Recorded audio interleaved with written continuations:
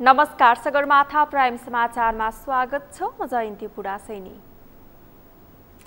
नमस्कार, म ज्योति पौडेल। सगरमाथा प्राइम समाचार सुरु गरौँ। अहिलेसम्मका मुख्य समाचारबाट।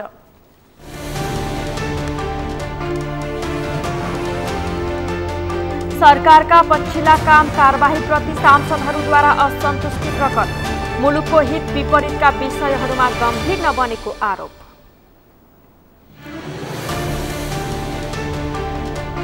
स्वास्थ्य क्षेत्रमा सरकारले चासो नदिएको एमाले सांसद भट्टराईको आरोप। मङ्कीपक्स रोगको रोकथामका लागि सक्रियता नदेखाएको दावी।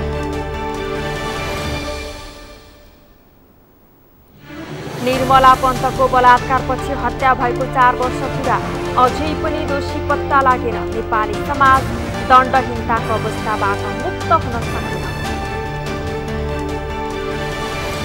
रुसद्वारा आफ्ना कारण विश्वव्यापी खाद्य सङ्कट उत्पन्न भएको आरोप अस्वीकार। पश्चिमा देशहरूमाथि खाद्य सुरक्षाको असरबारे तथ्य तोडमोड गरेको आरोप। र युरोकप महिला फुटबल प्रतियोगिताको सेमिफाइनल खेल आजबाट सुरु। राति हुने खेलमा आयोजक इङ्ल्यान्ड र स्विडेन हुँदै।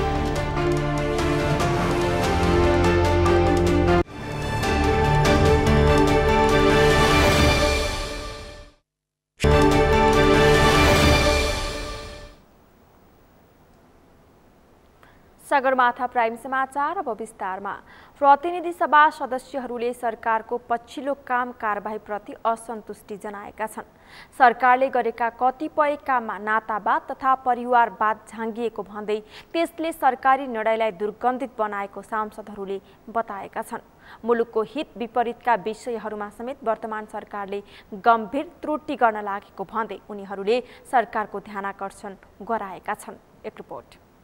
प्रतिनिधि सभा सदस्य अमृता थापाले सरकारले एसपीपीमा सहभागी नहुने निर्णय गरे पनि यही साउन 9 गतेदेखि 11 गतेसम्म अस्ट्रेलियामा हुने इमल चिफ अफ कन्फरेन्समा भाग लिन जाने प्रधान सेनापतिको भ्रमणका विषयमा आपत्ति जनाएकी छन्।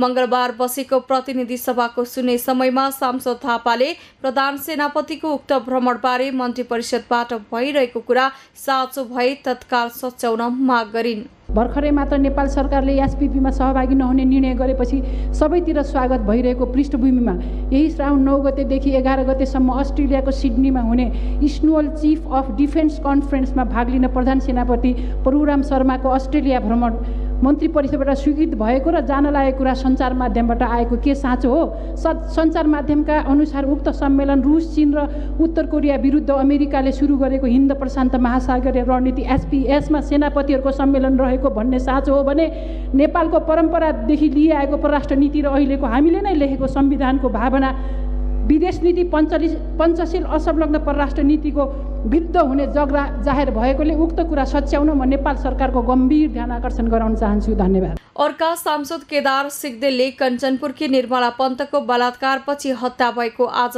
ठिक 4 वर्ष पुगेको भन्दै वर्तमान सरकार 1 वर्षसम्म चुप लागेर बसेको आरोप लगाए। उनले सत्ता पक्षभन्दा बाहिर हुँदा संसद नै हल्लाएर बोल्ने सांसदहरू समेत अहिले चुप बस्न थालेको बताए। सांसद सिग्देलले शेरबहादुर देउवा नेतृत्वको सरकारले 1 वर्षमा निर्मलाको हत्याका विषयमा अपराधी खोज्न गरेका काम बाहिर ल्याउन आग्रह गरे। कञ्चनपुरकी निर्मला पन्तको बलात्कार र हत्या भएको आज ठिक 4 वर्ष पुग्यो। तत्कालीन ओली सरकारले हत्यारालाई छुट दिन अनुसन्धान नगरेको भन्दै काङ्ग्रेसका माननीयज्यूहरूले यो हलै थर्कने गरी बोलेको सुनिन्थ्यो। म सोध्न चाहन्छु, देउवा सरकारले यो 1 वर्षसम्म ती अपराधी पत्ता लगाउन के काम गर्यो? सिनको भाँचेको छैन, तर गठबन्धन मौन बसेको छ। यो विडम्बना हो। आज प्रतिपक्ष एमाले साथ दिन तयार छ। त्यो अपराधीका दोषीहरूलाई पत्ता लगाई कडाभन्दा कडा कारवाही गर्न सम्माननीय सभामुखज्यू मार्फत सरकारसँग माग गर्दछु। सांसद खगराज अधिकारीले नेपाल प्रहरी र सशस्त्र प्रहरी बलको बढुवा तथा बढुवा सिफारिसमा परिवारवादले दुर्गन्धित बनाएको भन्दै सरकारको ध्यान आकर्षण गराए। उनले अब अति भएको भन्दै ऐन बनाउन र विधि र पद्धतिको पालना गर्न आग्रह गरे। सांसद अधिकारीले सरकारले महँगी नियन्त्रण गर्न नसकेर जनताको जीवनमा खेलवाड गरेको बताए। नेपाल प्रहरी सशस्त्र प्रहरी बलको बढुवामा र बढुवा सिफारिसमा परिवारवादको दुर्गन्ध टङटङ्ती गनाउन थाल्यो। ऐन बनाऊँ, विधि र पद्धतिलाई पालना गरौँ। अति भयो सरकार रोक्नु पर्यो। महँगी अचाकली भयो, दैनिक उपभोग्य साधनहरू किनेर खान लाउन सर्वसाधारणलाई धौधौ परिरह्यो। जे गरे पनि हुने हो, जनताको जीवनमाथि खेलवाड गर्न पाइन्छ, बन्द गरियोस्। एसपीपीमा नेपाल सहभागी नहुने मन्त्री परिषदले निर्णय गर्यो भनेर सुनियो। परराष्ट्र मन्त्रालयले अध्ययन गर्दैछ अरे।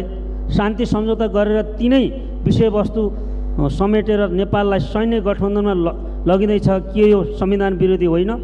गर्न पाइँदैन, त्यसो बन्द गरौँ। सांसद गंगा चौधरीले नागरिकता विधेयक पास गर्ने सत्ता पक्षका सबै सांसदहरूको अनुहारमा लेन्डुप दोर्जेको छाया देखिन थालेको बताइन्।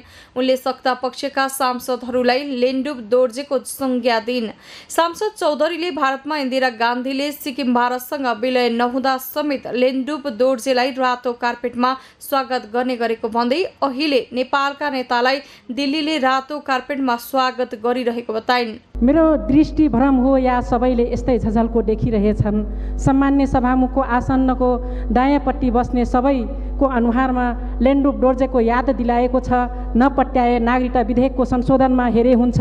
लेन्डुप दोर्जेलाई इन्दिरा गान्धीले रातो कार्पेट ओछ्याएर दिल्लीमा भव्य स्वागत गर्ने गर्थिन् जबसम्म सिक्किम भारतमा विलय भएको थिएन। यसै गरी आजभोलि नेपाली नेताहरूलाई पनि दिल्लीमा भव्य स्वागत गर्न थालिएको छ। यसैले सभामुख महोदय, उहाँहरूको अनुहार लेन्डुप दोर्जेको छाया देखिन थालेको छ। सांसद चौधरीले 1 वर्षसम्म सरकारले निर्मला पन्तको विषयमा मौन बसेको भन्दै सरकारले हत्यारा पत्ता लगाएको भए कुन कारागारमा राखिएको छ त्यसबारे गृहमन्त्रीले जवाब दिन माग गरिन्। नेकपा एमालेका सांसद योगेश कुमार भट्टराईले स्वास्थ्य क्षेत्रमा सरकारले चासो नदिएको आरोप लगाउनु भएको छ। आज प्रतिनिधि सभाको बैठकमा बोल्दै सांसद भट्टराईले यस्तो बताउनु भएको हो। उहाँले अमेरिका, बेलायत लगायतका विकसित देशमा पनि मंकी पक्स रोग फैलिरहेको भन्दै सरकारले देशका सीमा नाकाहरूमा स्वास्थ्य परीक्षण केन्द्र राख्नुपर्ने बताउनुभयो। सांसद भट्टराईले सरकारले कुनै पनि किसिमबाट मंकी पक्सको बारेमा नागरिकलाई सुसूचित गर्न चासो नदिएको बताउनुभयो। उहाँले जनस्वास्थ्यको कुरामा सरकार निन्द्राको अवस्थामा रहनु दुःखद भएको बताउनुभयो। सांसद भट्टराईले मंकी पक्सलाई विश्व स्वास्थ्य संगठनले सम्भावित विश्व स्वास्थ्य संकटको कारण बताइसकेको अवस्थामा पनि सीमा नाकाहरूमा एउटा पनि साइनबोर्ड परीक्षण केन्द्र नराखेको बताउनुभयो। उहाँले छिमेकी देश भारतमा 4 जनामा मंकी पक्स पुष्टि भइसकेकोले नेपाल पनि यो विपदबाट टाढा नरहेको बताउनुभयो। मेमा बेलायतमा पहिलो पटक यो देखा परेको थियो र त्यसपछि क्रमशः यो अमेरिका, युरोप, अफ्रिका, एसिया हुँदै अहिले हाम्रो छिमेकी मुलुक भारतमा समेत आज बिहानसम्म 4वटा यसका लक्षणहरू देखा परेका छन्। र जुलाई 23मा भर्खरै केही दिन अगाडि मात्रै संयुक्त राष्ट्रसङ्घले यसलाई विश्व स्वास्थ्य सङ्कटकालको रूपमा लिएको छ र विश्व स्वास्थ्य सङ्कटकालको घोषणा गरेको छ।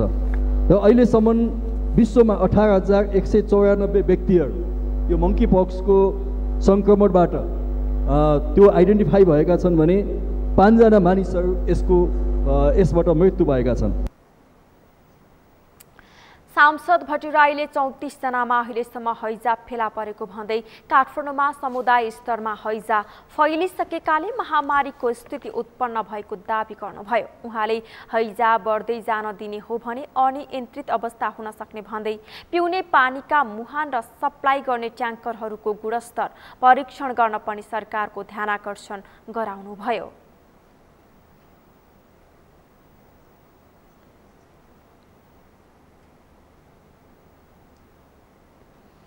नेकपा माओवादी केन्द्रकी सांसद अञ्जना विसङ्खेले सरकारले वास्तविक तथ्याङ्क आउने गरेर विधेयक ल्याउन आवश्यक रहेको बताउनु भएको छ।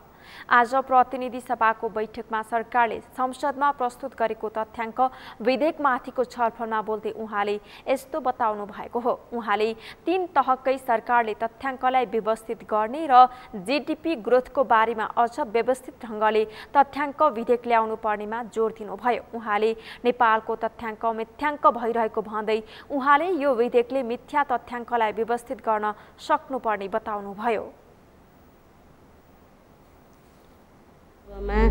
हरेक किसिमका विवरणहरूलाई हामीले लिने गर्छौँ।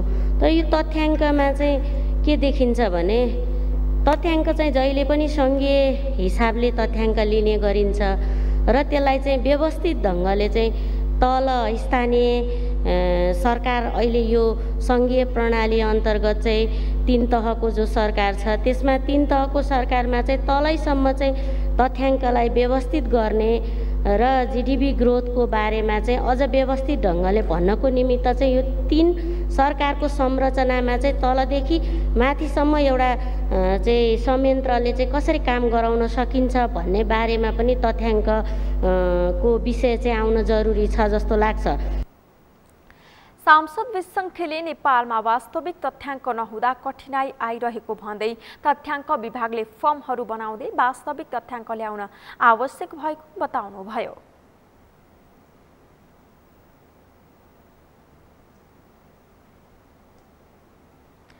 नेपाली कांग्रेसका सांसद मिनबहादुर विश्वकर्माले गलत तथ्याङ्कका कारण देश अधोगतितर्फ गएको हुन सक्ने आशंका व्यक्त गर्नुभएको छ। आज सरकारले प्रतिनिधि सभाको बैठकमा प्रस्तुत गरेको तथ्याङ्क विधेयकको बारेमा छलफलमा सहभागी हुँदै सांसद विश्वकर्माले यस्तो बताउनु भएको हो। उहाँले सबै क्षेत्रका तथ्याङ्कलाई दुरुस्त राखे मात्रै मुलुक ठिक बाटोमा हिँड्ने बताउनुभयो।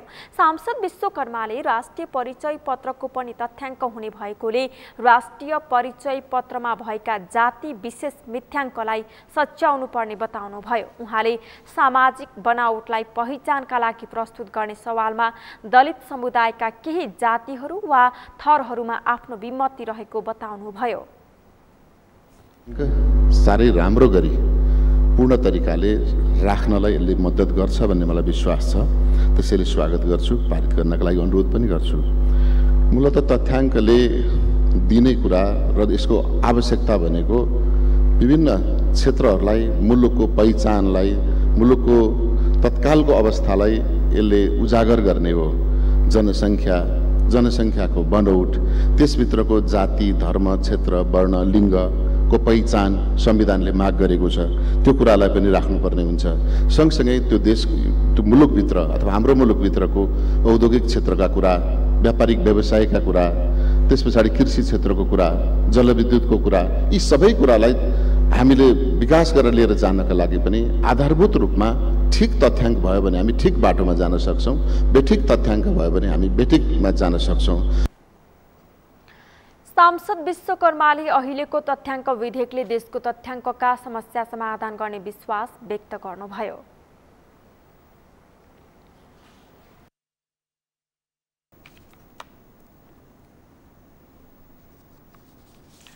सांसद गगन कुमार थापाले विश्वविद्यालय बनाउन र संविधानले सुम्पिएको जिम्मेवारी निर्वाह गर्ने बाटोमा सरकारले ध्यान दिन जरुरी रहेको बताउनु भएको छ।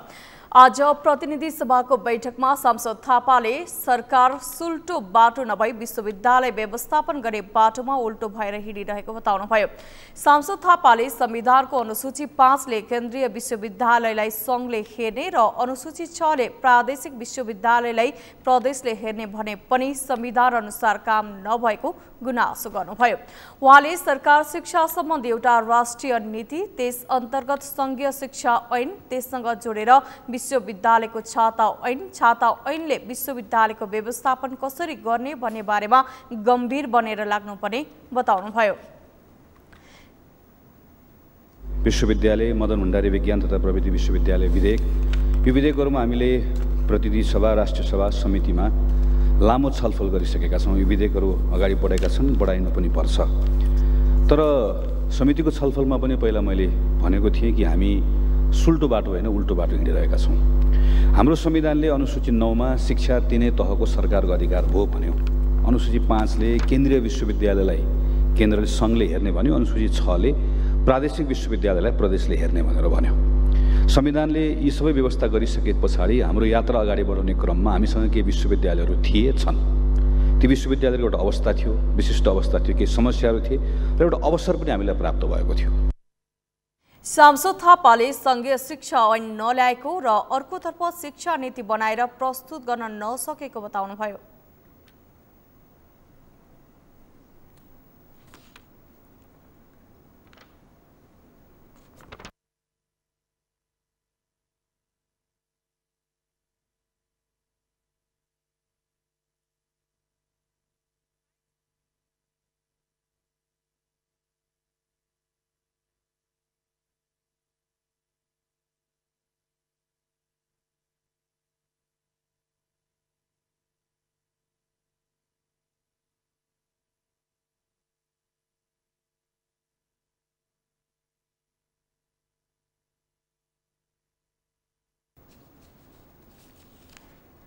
प्रतिनिधि सभाबाट पारित गरिएको नागरिकता विधेयकको चर्को विरोध भइरहेको छ। सडकदेखि सदनसम्म नागरिक विधेयकको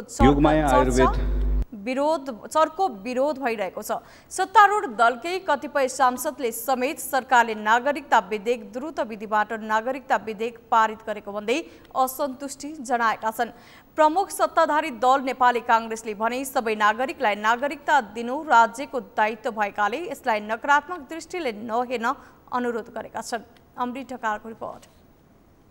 शुक्रबार प्रतिनिधि सभाबाट नेपाल नागरिकता ऐन 2063 को संशोधन विधेयक पारित भएसँगै राजधानी लगायत देशका विभिन्न स्थानमा विरोध प्रदर्शन भइरहेको छ। सत्तारूढ दलकै कतिपय नेताहरूले समेत सरकारले राष्ट्रघाती काम गरेको भन्दै चर्को विरोध गरेका छन्। नागरिकता विधेयकको विरोधकै क्रममा सोमबार प्रधानमन्त्री शेरबहादुर देउवा सहभागी भएको कार्यक्रममा समेत केही युवाहरूले नागरिकता विधेयक खारेजीको माग गर्दै विरोध गरेका थिए। प्रतिनिधि सभा र राष्ट्रिय सभाबाट बहुमतका साथ नागरिकता विधेयक बहुमतले पारित गरे पनि सत्तारूढ दलकै कतिपय नेताहरूले नागरिकता विधेयकको चर्को विरोध गरेका छन्। सत्तारूढ घटक नेकपा माओवादी केन्द्रका नेता नारायण काजी श्रेष्ठले वैवाहिक अङ्गीकृत नागरिकतामा 7 वर्षीय प्रावधान हटाउनु गलत भएको टिप्पणी गरेका छन्। सरकारले द्रुत विधिबाट नागरिकता विधेयक पारित गरेको भन्दै उनले विधेयकको विरोध गरेका छन्। पहिलो कुरा, यो लोकतान्त्रिक पद्धति मूल्य र संसदीय मान्यताको कोणबाट यसरी विधेयक प्रस्तुत गर्न मिल्दैन। मैले कुरा बारम्बार भनेको छु। हामी कहाँ जान खोज्दैछौँ? एकछिन तात्कालिक रूपमा जे मन लागे पनि गर्ने प्रवृत्तिले हामीलाई गलत दिशातिर लैजान्छ। यो प्रतिनिधि सभाबाट राज्य व्यवस्था समितिमा गयो। राज्य व्यवस्था समितिले 2 वर्ष छलफल गर्यो। 2 वर्ष छलफल गरेर सहमति हुन नसकेपछि बहुमत र अल्पमतको आधारमा यसलाई चाहिँ प्रतिवेदन पठायो। अब प्रतिनिधि सभाले यसलाई जुन ढङ्गले छलफल गरेर त्यही प्रतिवेदनमा छलफल गर्ने निर्णय गर्नु पर्थ्यो। त्यसो नगरिकन सरकारले प्रतिवेदन अनुसारको विधेयक फिर्ता लिने, फिर्ता लिइसकेपछि अल्पमतको विचार लागू हुने गरी कानुन व्यवस्था गर्न विधेयक प्रस्तुत गर्ने यो चलन हामीले चलायौँ भने लोकतन्त्र अत्यन्तै कमजोर हुन्छ, संसदीय मान्यता कमजोर हुन्छ। तत्कालीन केपी शर्मा ओली नेतृत्वको सरकारले नेपाली नागरिकसँग विवाह गरेर नेपाल आई नेपालमा निरन्तर 7 वर्ष बसेपछि मात्रै वैवाहिक अङ्गीकृत नागरिकता दिनुपर्ने अडान राख्दै आएको थियो। तर देउवा नेतृत्वको सरकारले भने वैवाहिक अङ्गीकृत नागरिकता पाउन 7 वर्ष समय सीमा राख्ने व्यवस्था हटाएको छ, जसका कारण संसदमा प्रमुख प्रतिपक्षी दलका सांसदले पनि नागरिकता विधेयकको विरोध गरेका छन्। नागरिकता जस्तो संवेदनशील विषयमा छल गर्नु निन्दनीय छ। देशको दीर्घकालीन अस्तित्वसँग गाँसिएको नागरिकता जस्तो गम्भीर विषयलाई समितिमा नपठाई जबरजस्ती अगाडि बढाइनु लोकतन्त्रको पाँच हो, निरङ्कुशता हो, राष्ट्रियताप्रतिको खेलबाड हो। संसारमा कहीँ पनि नागरिकता खुकुलो हुन्न। संविधान बनाउने बेला नेपाली नागरिकसँग विवाह गर्ने महिलाले नागरिकता लिन चाहेमा निश्चित अवधि, त्यति बेला 5 वा 7 वर्ष भन्ने छलफल भएको थियो। नेपालमा निरन्तर बसोबास गर्नुपर्ने भनी प्रमुख राजनीतिक दलका नेताहरूले गरेको सहमति विपरीत राज्य व्यवस्था समितिले निर्णय गरी पेश गरेको 7 वर्षको प्रावधानलाई बलात् हटाउनु सहमतिको धज्जी उडाउँदै राष्ट्रप्रति बेमानी गरेको ठहर छ र यो राजनीतिक अनैतिकता पनि हो। सामाजिक सञ्जालमा समेत नागरिकता विधेयकको चर्को विरोध भइरहेको छ। यद्यपि सत्तारूढ दल नेपाली कांग्रेसले भने अहिलेको अवस्थामा नागरिकता विधेयक ल्याउनु अपरिहार्य भएको बताएका छन्। नागरिकता विधेयकको स्वागत गर्दै कांग्रेस नेताहरूले नागरिकता विहीन नागरिकलाई नागरिकता दिनु राज्यको दायित्व भएको बताएका छन्। नागरिकता विधेयकले राष्ट्रिय हितमाथि खलल नपुर्याउने उनीहरूको दाबी छ। मेरो आफ्नो व्यक्तिगत र पार्टीको पनि यदि भन्ने हो भने र म स्वयं आफू पनि राज्य व्यवस्था तथा सुशासन समितिमा विगतदेखि नै त्यसैमा छु, त्यही समितिमा त लामो छलफल भएको, झन्डै 2 वर्षभन्दा बढी छलफल भयो नागरिकतामा। र यो जुन विषय आइरहेछ यो मलाई लाग्छ अहिलेको विषय होइन। हेर्नुहोस्, हुन त जो नेपाली नागरिक छन्, जो नागरिकता विहीन छन्, उसलाई त नागरिकता दिनु राज्यको कर्तव्य हो, दायित्व हो। र मेन यहाँ आएर विवाद चाहे समितिमा होस्, वैवाहिक अङ्कितको विषयमा कुराहरू उठेका हुन्। वैवाहिक अङ्कितका विषयहरूमा अब भारतमा 7 वर्ष, बङ्गलादेशमा यति वर्ष, फलाना देशमा यो वर्ष भन्ने कुराहरू तर्क वितर्कहरूको साथमा हामी कहाँ पनि केही न केही प्रावधान राख्नुपर्छ भन्ने कुराहरू नउठेका होइनन्। प्रतिनिधि सभा र राष्ट्रिय सभाले नागरिकता विधेयक पारित गरेसँगै अब राष्ट्रपति विद्यादेवी भण्डारीले प्रमाणीकरण गरेपछि नागरिकता विधेयक कानुनका रूपमा कार्यान्वयन हुनेछ। सगरमाथा टेलिभिजनका लागि अमृत रकाल, काठमाडौँ। सरकारले सबैका लागि दिगो खानेपानी तथा सरसफाई सस्टेनेबल वास फर अल आयोजनाको लागि युरोपियन युनियनबाट प्राप्त हुने युरो 10.5 मिलियन करिब 1 अर्ब 37 करोड रुपैयाँ अनुदान सहायता स्वीकार गर्ने निर्णय गरेको छ। साउन 9 गते सोमबार बसेको मन्त्री परिषद बैठकका निर्णय सार्वजनिक गर्दै सरकारका प्रवक्ता एवं सञ्चार तथा सूचना प्रविधि मन्त्री ज्ञानेन्द्र बहादुर कार्कीले यस्तो बताउनु भएको हो। उहाँले सरकारले गुणस्तरीय प्राविधिक तथा व्यावसायिक शिक्षा तथा तालिम परियोजना पहिलो चरण कार्यान्वयनको लागि स्विजरल्यान्डबाट प्राप्त हुने स्विस फ्र्याङ्क 7.47 मिलियन करिब 95 करोड बराबरको अनुदान सहायता स्वीकार गर्ने निर्णय गरेको पनि बताउनुभयो। त्यस्तै नेपाली मूलका पोलिस नागरिक डाक्टर बोधराज सुवेदीलाई पोल्यान्डको वार्सा क्षेत्रभर कार्यक्षेत्र तोकी नेपालको अवैतनिक वाणिज्य दूत नियुक्त गर्ने सरकारले निर्णय गरेको छ। उहाँले चलचित्र विकास बोर्डको अध्यक्षमा भुवन केसीलाई मनोनित गर्ने निर्णय भएको बताउनुभयो। स्विस फ्र्याङ्क 7.47 मिलियन करिब रु 95 करोड बराबरको अनुदान सहायता स्वीकार गर्ने, सबैको लागि दिगो खानेपानी तथा सरसफाई सस्टेनेबल वास फर अल आयोजनाको लागि युरोपियन युनियनबाट प्राप्त हुने युरो 10.5 मिलियन करिब 1 अर्ब 37 करोड रुपैयाँ अनुदान सहायता स्वीकार गर्ने, नेपाली मूलका पोलिस नागरिक डाक्टर बोधराज सुवेदीलाई पोल्यान्डको वार्सा क्षेत्रभर कार्यक्षेत्र तोकी नेपालको अवैतनिक वाणिज्य दूत नियुक्त गर्ने, चलचित्र विकास बोर्डको अध्यक्ष पदमा श्री भुवन केसी काठमाडौँलाई मनोनयन गर्ने। प्रवक्ता कार्कीले शहीद गंगालाल राष्ट्रिय हृदय केन्द्रको सदस्य पदमा डाक्टर प्रकाश राज रेग्मी र डाक्टर नवीन चन्द्र गौतमलाई मनोनयन गर्ने, राष्ट्रिय जनस्वास्थ्य समितिको सदस्यमा राप्ती स्वास्थ्य विज्ञान प्रतिष्ठानका उपकुलपतिलाई मनोनयन गर्ने निर्णय गरेको पनि बताउनुभयो।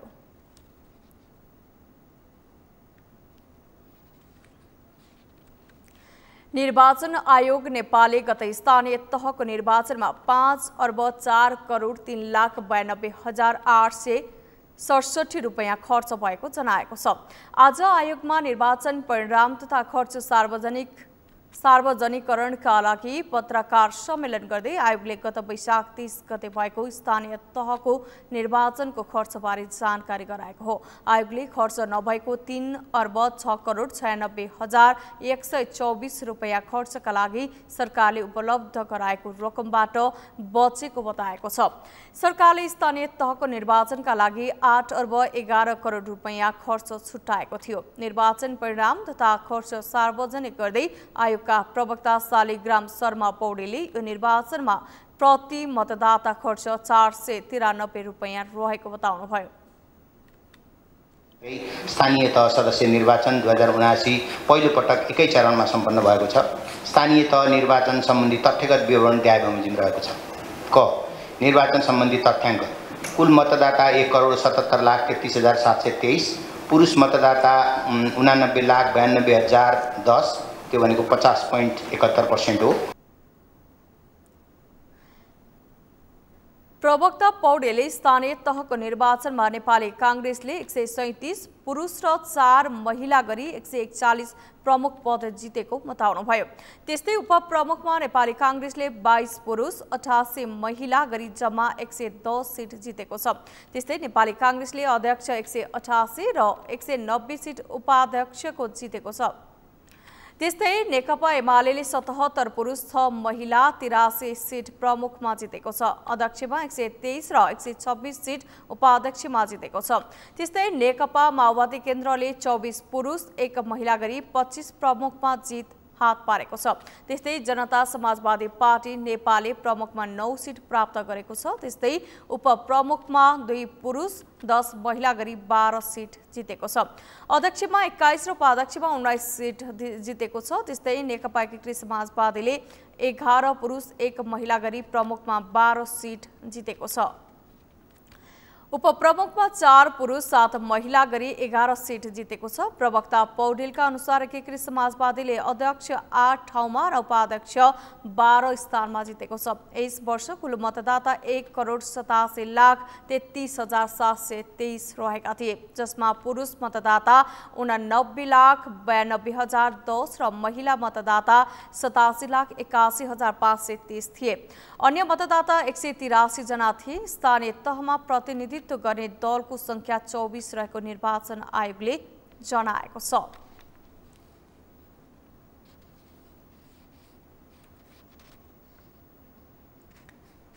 सगरमाथा समाचारमा अब पालो भएको छ विश्रामको। विश्रामपछि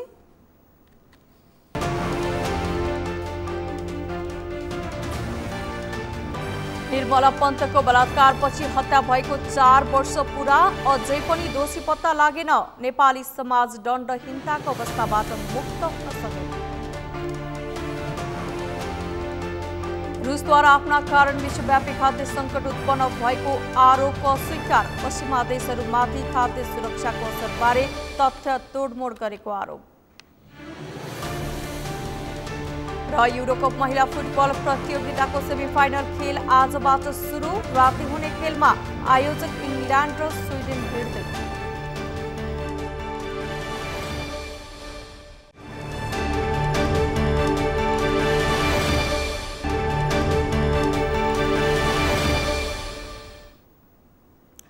काठमाडौँको नयाँ बानेश्वर बिजुली बजार स्थित चक्रवर्ती ल कलेजमा विद्यार्थी र प्रहरी बीच झडप भएको छ।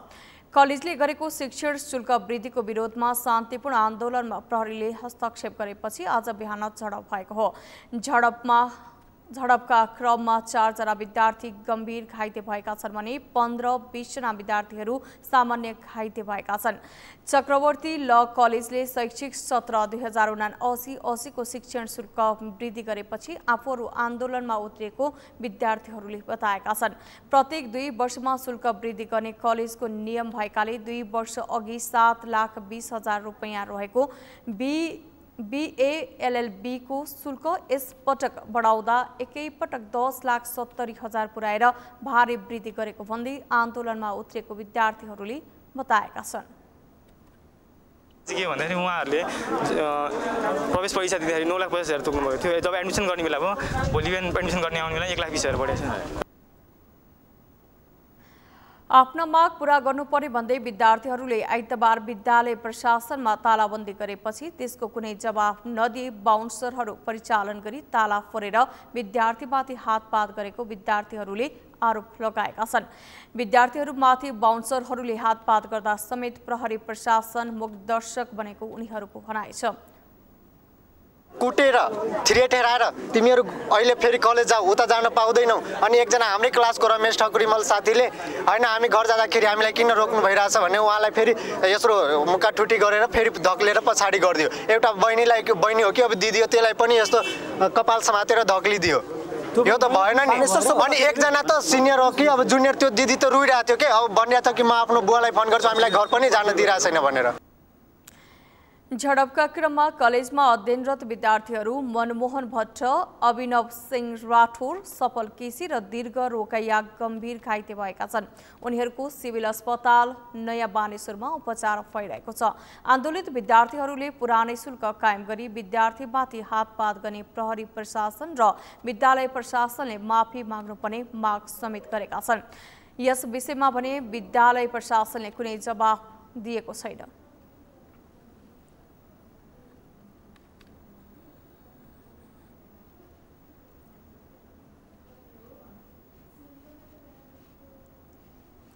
सार्वजनिक यातायातमा सरकारले तोकेको भन्दा बढी भाडा यातायात व्यवसायीहरूले लिने गरेको गुनासो बढेको छ। काठमाडौँ उपत्यकाभित्र चल्ने सार्वजनिक सवारी चालक तथा सहचालकले पेट्रोलियम पदार्थको मूल्य वृद्धि, आर्थिक मन्दी तथा भाडा फिर्ता गर्न खुद्रा पैसा नभएको बहानामा बढी भाडा लिने गरेको सर्वसाधारणको गुनासो छ, जसले उपत्यकामा अध्ययनको सिलसिलामा बसेका विद्यार्थी, न्यून ज्यालामा मजदुरी गर्ने श्रमिक तथा आवश्यक काम विशेषले यात्रा गर्ने नागरिकहरू, यातायात व्यवसायीहरूको अवैध भाडा असुलीको शिकार बन्ने गरेका छन्। मेनुका अनुसारको रिपोर्ट। काठमाडौँ उपत्यकामा सार्वजनिक यातायात व्यवसायीहरूले सरकारले तोकेको भन्दा बढी भाडा लिने गरेको गुनासो बढेको छ। उपत्यकाभित्र सञ्चालन हुने अधिकांश सार्वजनिक सवारीका चालक तथा सहचालकले विभिन्न वाहनामा बढी भाडा लिने गरेको सर्वसाधारणको गुनासो छ। नेपालमा पेट्रोलियम पदार्थमा 5 रुपैयाँ भन्दा बढी मूल्य वृद्धि भएपछि त्यही अनुसार सवारी भाडा दर समायोजन हुने व्यवस्था छ। तर पेट्रोलियम पदार्थमा 2 रुपैयाँ मात्र मूल्य वृद्धि हुँदा समेत चालक तथा सहचालकले आफू खुसी भाडा लिने गरेको सर्वसाधारणको भनाइ छ। 25 रुपैयाँ मागेर 5 रुपैयाँ मैले भाइ मलाई 5 रुपैयाँ होइन म 10 रुपैयाँ पनि दिन तयार छु, मलाई लिस्ट देखाउनुहोस् भन्दाखेरि तपाईँलाई किन देखाने, हाम्रो पनि मर्का बुझ्नु, तेलको भाउ बढेछ यताउता यहाँ त्यहाँ भन्न लाग्यो होइन। तपाईँहरू पढे लेखेको मान्छेले नि 5 रुपैयाँको लागि यस्तो कनकन गर्नुहुन्छ भन्नु। बेसरी परेछ, म भर्खरै पनि परेछ यहाँ खुट्टो किर्तिपुरबाट आउँदाखेरि सधैँ 25 रुपैयाँ दिने, आज 20 रुपैयाँ मात्र दिएँ है। 20 रुपैयाँ दिए एको 30 रुपैयाँ लियो, 25 रुपैयाँ भन्दाखेरि हुँदै हुन्न भने खुट्टो थियो। अनि मन परेको छु, कोही बेला आउँदाखेरि एक थरी भाडा ल्याउँछ, जाँदाखेरि एक थरी भाडा लिइरहेको हुन्छ, लापरवाही भइरहेको छ। यो त काठमाडौँ उपत्यकामा सार्वजनिक यातायातको भाडा वृद्धि भएपछि 5 किलोमिटरसम्मको भाडा दर 20 रुपैयाँ कायम रहेको छ। त्यस्तै 10 किलोमिटरको भाडा 25बाट बढेर 27 रुपैयाँ पुगेको छ। 15 किलोमिटरसम्मको भाडा 30बाट बढेर 32, 20 किलोमिटरसम्मको भाडा 33बाट 35 र 20 किलोमिटर भन्दा माथिको भाडा दर 38बाट 40 रुपैयाँ पुगेको छ। त्यस्तै बढेको भाडा दर विवरण प्रत्येक सार्वजनिक सवारी साधनमा राख्न अनिवार्य गरे पनि कतिपय सवारीले राखेका छैनन्। सम्बन्धित निकायले समेत त्यस सम्बन्धी अनुगमन गरेको पाइएको छैन। सवारी साधनको भाडा दरका विषयमा कतिपयलाई भने जानकारी समेत छैन। जानकारहरू पनि सहचालकसँग विवाद गर्नुको सट्टा बढी भाडा तिरेर हिँड्ने गरेका छन्। अधिकांश यात्रुहरू भने सार्वजनिक यातायातको भाडाका विषयमा अनभिज्ञ छन्। यसको फाइदा उठाउँदै सहचालकहरूले पनि यात्रु अनुसार भाडा लिने गरेको सर्वसाधारणहरूले बताएका छन्। थाहा छैन अब लियो कि हामीले त अब चढ्ने बेला पैसा जति भयो त्यति दिदिन्छौँ, अब लिन्छ कि अब थाहा भएन बहिनी है। यता चालक तथा सहचालकहरूले भने आफूहरूले सरकारी दर रेट भन्दा बढी भाडा नलिएको बताएका छन्। तर भाडा फिर्ता गर्न आफूहरूसँग खुद्रा वा सिक्का पैसा नहुने समस्या भएको स्वीकार गरेका छन्। अब चान्चुन भयो भने त दिन्छौँ हामी पनि होइन। अब कोइन पैसा बोक्या हुँदैन, कति कोइन पैसा त्यति चलनै छैन, कोइन पैसा बोक्या हुँदैन। अनि कोइन भयो भने चाहिँ दिन्छौँ, कोइन नभए बेला चाहिँ अब हामीले भन्छौँ यति हो भाडा यति हो भनेर भनेर हुन्छौँ। हाम्रो यो रोडमा चाहिँ छैन होइन, तर मलाई चाहिँ कस्तो लाग्यो भन्दा यो रिङ रोड ठुलो बस छ नि त्यसमा चाहिँ अलिकति मन लागि लिँदो रहेछ क्या। किनकि म पनि हिजो त्यहाँ सामान लिन जाँदाखेरि कसैले 25 लिने, कसैले 30 लिने, कसैले 40 लिने त्यस्तो गर्दो रहेछ। अहिले भाडा बढेर लिएको छैन, पहिलाको रेटमै चलाइरहेको छ त्यही भाडामा। ट्राफिक प्रहरी महाशाखाका अनुसार दैनिक 30 देखि 35 भन्दा बढी सवारी भाडाको उजुरी पर्ने गरेको छ, जसमा गएको सोमबार मात्रै 38 वटा सवारी साधनलाई कारबाही गरिएको महाशाखाले जनाएको छ। महाशाखाले ठगी नियन्त्रणका लागि ट्राफिक प्रहरीहरू सादा पोसाकमा यात्रुको रूपमा खटाएर अनुगमन गर्ने अभियान पनि सुरु गरेको बताएको छ। यससँगै सामाजिक सञ्जालमा आएका उजुरीहरू समेत अनुसन्धान गरी सम्बन्धित कार्यालयहरूसँगको समन्वयमा कारबाही गरिरहेको जनाएको छ। यसलाई नियन्त्रण गर्नको लागि ट्राफिक प्रहरी महाशाखा, उपत्यका ट्राफिक प्रहरी महाशाखा र मातहत ट्राफिक प्रहरी कार्यालयहरूबाट सादा पोसाकमा ट्राफिक प्रहरी कर्मचारीहरू खटिएका छन्, जो आफै स्वयं यात्रु भएर सम्बन्धित सार्वजनिक सवारी साधनहरूमा चढ्ने र बढी भाडा लिएको पाइएमा तत्काल अन द स्पट त्यसलाई चाहिँ बढी भाडामा कारबाही गर्ने प्रक्रिया चाहिँ हामीले यो अभियानको रूपमै थालनी गरेका छौँ। सार्वजनिक यातायातमा यात्रुहरू ठगिनु सदियौँदेखिको समस्याको रूपमा रहेको पाइएको छ। तर यस्ता समस्यालाई सामान्य समस्या भएको भन्दै न यात्रुले प्रतिकार गर्न सक्छन् न त सम्बन्धित निकायले नै स्थायी समाधान गर्न सकेका छन्। समस्या समाधानका लागि गरिएको अनुगमनको दायरामा लापरवाही गर्नाले पनि सवारीमा हुने भाडा ठगीलाई प्रशय मिल्ने अनुसन्धानहरूले देखाएको छ। त्यसका लागि समयमै अनुगमन, अनुसन्धान तथा कारबाहीको दायरामा सम्बन्धित निकायले पुनर्विचार गर्न जरुरी छ। सगरमाथा टेलिभिजनका लागि क्यामेरामा सम्पूर्ण लम्सालका साथमा मेनुका लम्साल, काठमाडौँ। उपत्यकामा चल्ने सार्वजनिक सवारी साधनले सरकारले तोकेको भन्दा बढी भाडा लिने गरेका छन्। पेट्रोलियम पदार्थमा भएको मूल्य वृद्धि, आर्थिक मन्दी, भाडा फिर्तामा सिक्काको अभाव लगायतका समस्या देखाउँदै बढी मूल्य असुल्ने गरेका छन्। यसै सन्दर्भमा आज हामीले सगरमाथा जनबोलीमा यात्रुहरूलाई सोधेका थियौँ, सार्वजनिक सवारीमा हुने ठगी नियन्त्रणका लागि के गर्नु पर्ला? हेरौँ उनीहरूको भनाई उनीहरूकै शैलीमा।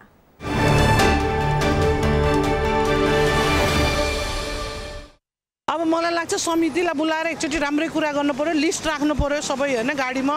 अनि त्योभन्दा नि खलासीहरूलाई अलिकति बोल्न सिकाउनु पर्यो कसरी पैसा माग्ने।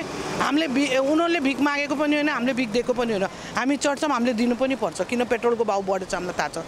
हामी डेली चढ्ने मान्छे, राम्रै बोल्नु पर्यो, लिस्ट देखाउनु पर्यो, प्रुफ देखाउनु पर्यो कहाँबाट कहाँसम्मको कति। यसो मान्छे हेरेर पैसा माग्नु भएन के, यसो पैसा आयो ओ यसले त दिन सक्छ भनेर त्यो काम गर्नु भएन। 30 रुपियाँ लियो, 20-25 रुपियाँ भन्दाखेरि हुँदै हुन्न भने खुट्टो थियो। अनि त्यहाँ फेरि यहाँ बाटो मैले त्यहाँ खुट्टो दुखेर बाटो क्रस गर्न सकिनँ, भाइ मलाई यसो क्रस गरिदिनु भनेको पनि त्यो खलासीले वारी पारी तार्दिन नि मानेन के। अनि त्यस्तो यहाँ भइरहेछ बाटोमा जाम, अब यताउति त सबै भइरहेछ सधैँभरि। पहिला बुझ्नुपर्ने कुनै पनि स्टुडेन्ट बाहिरबाट भ्याली बाहिरबाट आएको हुन्छ होइन, अनि भ्याली बाहिरबाट आउँदाखेरि प्रायः रेन्ट लिएर बस्छ। सक्दो उनीहरूलाई जति सजिलो होस्, भाडा कम परोस् होइन, त्यो राम्रो हुन्छ। किनभने अब पहिला 10 थियो, अहिले चाहिँ पेट्रोलियम पदार्थहरूको मूल्य वृद्धि भएर चाहिँ अहिले 15 भएको छ। त्यो 15बाट कम भएर म त भन्छु फेरि पनि 10मै आओस्, स्टुडेन्टहरूलाई सजिलो हुन्छ। अनि अझै पनि यहाँ ज्येष्ठ नागरिकहरूलाई नै सजिलो होला त्यो कार्ड हेराएर होइन। अनि पेट्रोलियम पदार्थहरूको पनि मूल्य कम भएर बस चलाउने ड्राइभर दाइहरूलाई नै त्यसको कम्पनीहरूलाई नै सजिलो होला। ट्राफिक प्रहरीहरूको अनुशासन अलिक कम देखिन्छ। किन कम देखिन्छ भने प्रशासन चलाउने गृह मन्त्री नै स्वयं आफै अनुशासनभन्दा बाहिर गएको देखिन्छ, 1 नम्बर। 2 नम्बरमा कुरा गरेर पुलिस भनेको सबै ठोक काम गर्ने होइन, सबै सरकारवालाको भूमिका सहभागिता उत्तिकै आवश्यक पर्छ। हामी जस्ता यात्रुहरू, जनताहरू अनि व्यापारीहरू लगायत यातायात व्यवसाय क्षेत्रमा लागेका सबैको चाहिँ साझा दायित्वलाई एकजुट भएर अगाडि बढाउने भने यातायात क्षेत्रको समस्या समाधान गर्ने सक्ने सम्भावना देखिन्छ। सर्वप्रथम त यात्रुहरू नै सचेत हुनु पर्यो है। दोस्रो तहमा पनि सम्बन्धित निकायले विशेष ध्यान दिनु पर्यो। अब आफू त्यो भाडा दर हेर्नु पर्यो है। अब कहाँदेखि कहाँसम्म जानु छ त्यो भाडा दर हेरेर सम्बन्धित निकायको त्यसरी सचेत हुनु पर्यो।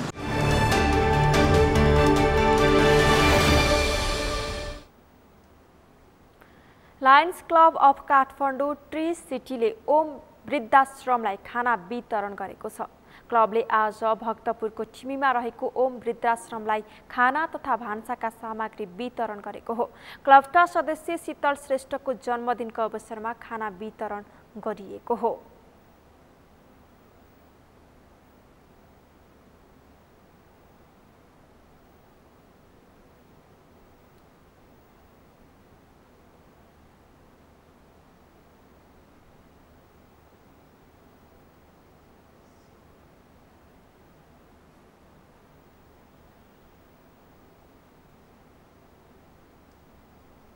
सगरमाथा प्राइम समाचारमा एकैछिन विश्रामपछि रुसद्वारा आफ्ना कारण विश्वव्यापी खाद्य सङ्कट उत्पन्न भएको आरोपको अस्वीकार। पश्चिमा देशहरूमाथि खाद्य सुरक्षाको असरबारे तथ्य तोडमोड गरेको आरोप।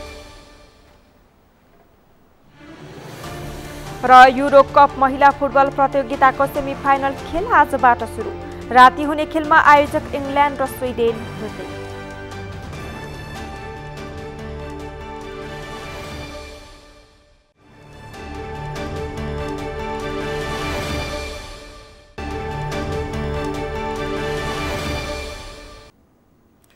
सगरमाथा समाचारमा अब पालो अर्थ समाचारको।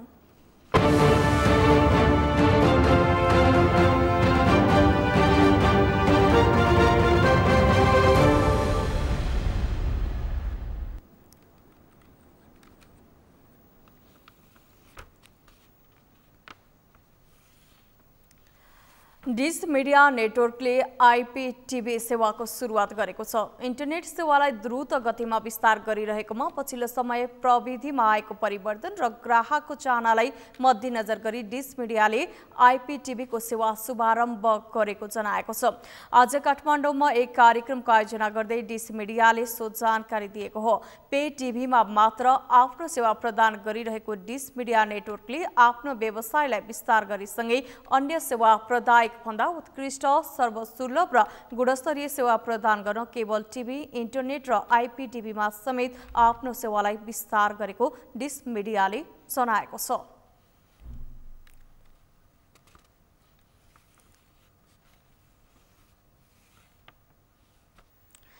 समाचारको अन्त्यमा मुख्य समाचार फेरि एकपटक।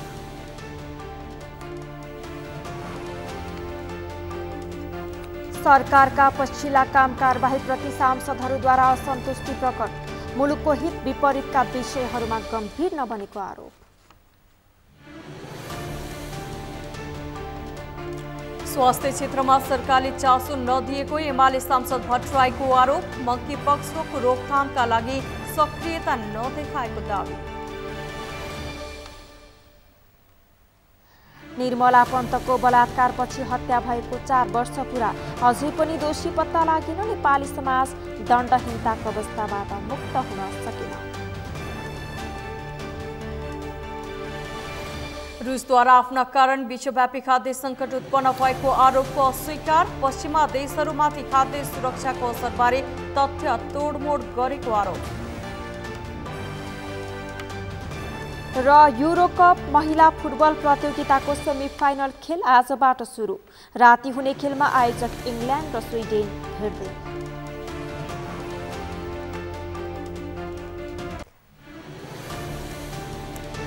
हौस् त सगरमाथा समाचार अहिलेलाई सकियो। तपाईँ समाचार बुलेटिनका साथै सगरमाथा टेलिभिजनका सम्पूर्ण कार्यक्रम www.sagarmatha.tv मा पनि पढ्न र हेर्न सक्नुहुनेछ। साथै युट्युबमा youtube.com/sagarmatha TV नेपालमा हेर्न सक्नुहुनेछ। साथै तपाईँ हामीलाई फेसबुकमा पनि facebook.com/stv नेपालमा फलो गर्न सक्नुहुनेछ। समाचारको शिखर नेपालको गौरव, नेपालको पहिलो न्युज च्यानल सगरमाथा टेलिभिजन हेर्दै गर्नुहोला। नमस्कार।